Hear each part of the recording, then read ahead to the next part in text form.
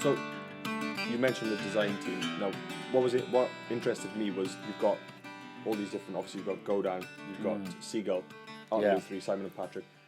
We were discussing earlier that is that one design team, or is that sort of group of you that design. It's not, there's not an Art and Lou 3 that decides everything. Yeah, sure. Everyone is involved in sort of each sort of brand then.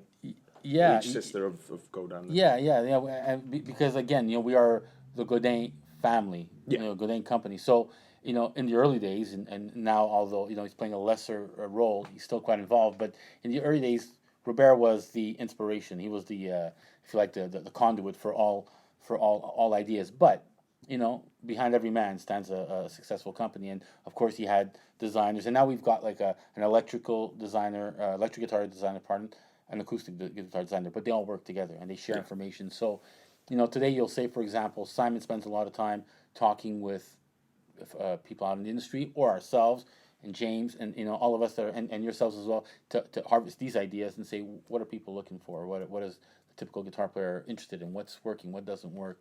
And then we take these ideas back to them, and they'll sit there with the team, says, right, well, we'd like to build more cutaway guitars. Or one example is, in the last few years, we're building and selling more small-bodied guitars than ever before. Parlor, folk size. We actually have like the concert hall, which is maybe our version of the OM guitar, that kind of thing. Yeah. And we make a lot more of those and a lot less mini jumbos, And dreadnoughts are still, of course, dreadnoughts do extremely well. But that was a direct response to the market, and and so it starts with the R&D team, which is the Godin family and the support, but then everything trickles down. Although we've got various factories and various brands, it's the same minds and it's the same people and it's the same factory heads that keep the flow between the factories. So A&L might be made in one factory, A&L being Art and Lou 3, and Seagull in another, but they're still very much being designed by the same people, run by the same people, with the same technology and the same woods.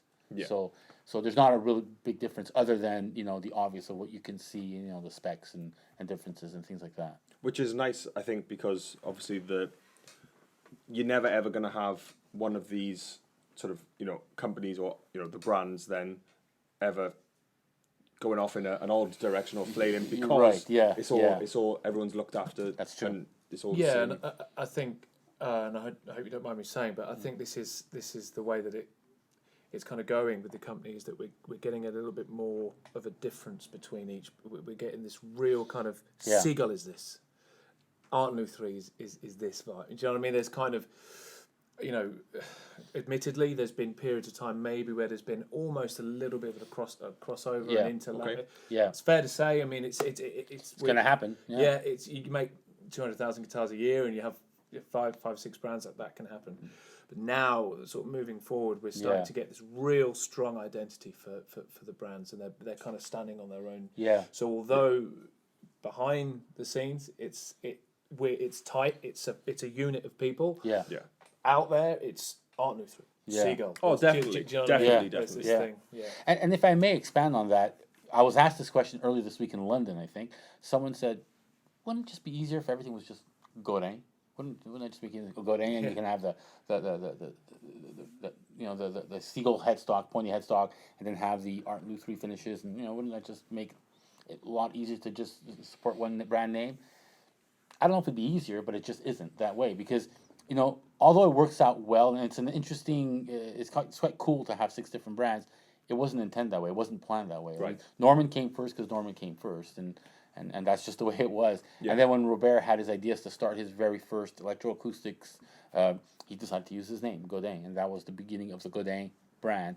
And then he had these ideas to make these semi-gloss, pointy headstock acoustic guitars with slightly wider necks, because there's a lot of finger stylists and classical type players that demanded that of him. And he had the idea of the first Seagulls, and those worked pretty well. But then there were people that said, I really like those Seagulls because they're different from Norman, but I like the fact that Norman's got this traditional square headstock, right, and Western feel and profiled neck. Says, can you give me a Seagull that plays like that? Yeah, we'll call that Simon and Patrick, and that was Simon and Patrick. Yeah. And then we have A&L, Art and Lou 3, which has always been a gangbuster guitar for us. It always does well for us, and especially since the refit. Yeah. But Art and Lou 3, to be quite honest, was that guitar line where we've got these pressure tested tops that sound great, pass the test. We can make great guitars with them, but they might have had a mineral stain. They might have had a blem that if you put on a natural guitar, people might say that doesn't look right. So we said, great, well, we'll make this for our painted series. It's a bit more fun. Maybe younger people might enjoy them. And back then they were blue and they were sunrise and then some very 80s inspired colors, of course.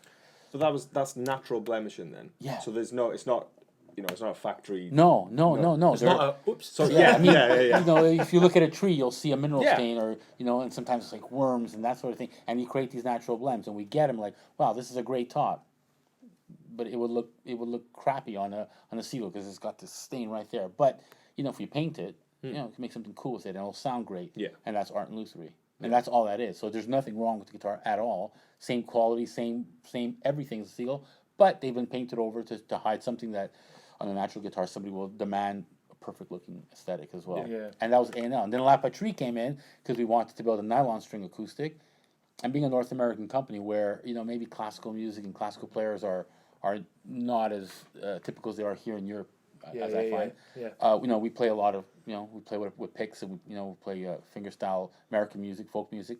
So playing a nylon demanded more of a westernized version of a nylon string. So careful not to call it a classical because we have a radius fingerboard. We use a truss rod for our climate, of course.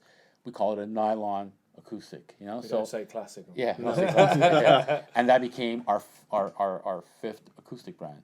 So before you know it, we've got 6 brands. There you go. And not because we planned it and tried to say, well, right, we'll have Simon and Patrick here, Norman there. We just built guitars because the market demanded it, and now we've got 6 brands. Yeah. It works.